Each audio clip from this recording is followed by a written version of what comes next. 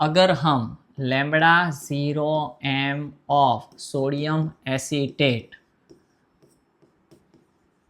Lambda 0 m of NaCl और lambda 0 m of HCl, lambda m is equal to lambda 0 m minus AC⁻², ये Onsager equation की graph तीनों solution के लिए plot करेंगे हम।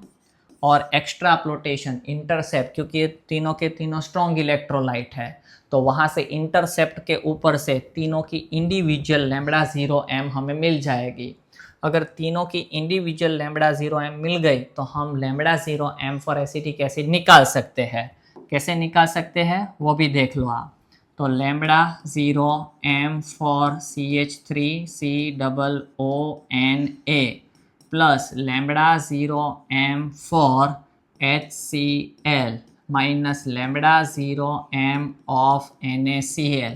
मतलब जब आप इस इक्वेशन से तीनों की लैम्बडा 0 m निकालोगे, इनमें से इन दोनों का प्लस और इसका माइनस करोगे तो इसकी आपको वैल्यू मिल जाएगी। कैसे?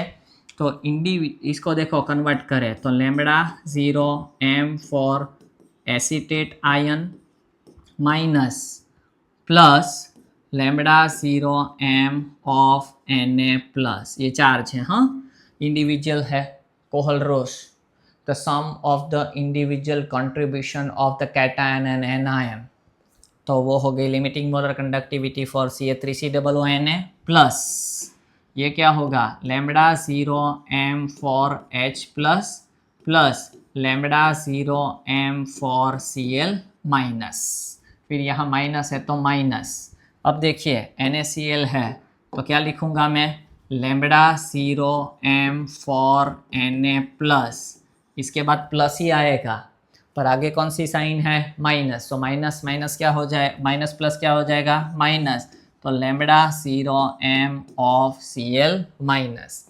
ऐसा करो तो देखो आप ये lambda 0 m for Na plus lambda 0 m for Na plus minus निकल जाएगा, ये प्लस Cl ये माइनस Cl निकल जाएगा, तो बाकी का क्या बचा, तो बाकी का बचा lambda 0 m of CH3COO minus plus lambda 0 m for H plus, और इन दोनों का सम मतलब क्या हो जाएगा lambda 0 m for acetic acid. जब आप इलेक्ट्रोलाइट के दिए दिखाओ तब ये लैम्बडा लिखो और इंडिविजुअल कैटायन एनायन दिखाओ तब ये लैम्बडा करो। ओके,